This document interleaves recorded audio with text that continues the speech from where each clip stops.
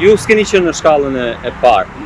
Çfarë keni pretenduar? Në shkallës parë, pasi kam hyrë rishta si ndryshim, ajo çka unë kam pretenduar edhe në ankim që besoj se do vlerësohet edhe nga ana e gjykatës në dhënien dhe lënien e detyrave për gjykimin gjykatën e shkallës parë, ka të bëjë me gjendjen mendore dhe me shëndetin mendor të shtetasit Bleti Angjo, i cili është një person që nuk di shkrim me këmbim, ka asnjë klasë shkollë, dhe është i provuar me akt ekspertimi në lidhje me gjendjen e tij mendore, ku është diagnostikuar me prapambetje mendore. Po ka dy deklarime që prokuroria e Korçës i ka marrë në konsiderat si provë fort dhe të cilat sipas saj lidhen drejt për drejt me deklarimet e Martina Pajollarit. Tani ky proces ka patur problematika sa i përket fazës së hetimit dhe fazës së gjykimit, prandaj edhe sot gjykata e apelit disponoi me prishjen e vendimit dhe kthimit për gjykim.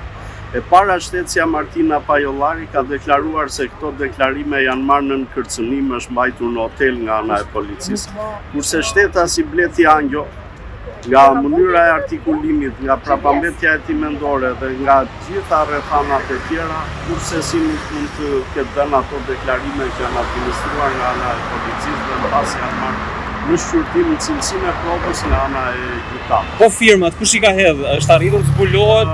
Do bëni kallëzim për këtë? Shtetasi Bleti Angjo nuk di shkrim me këmbim.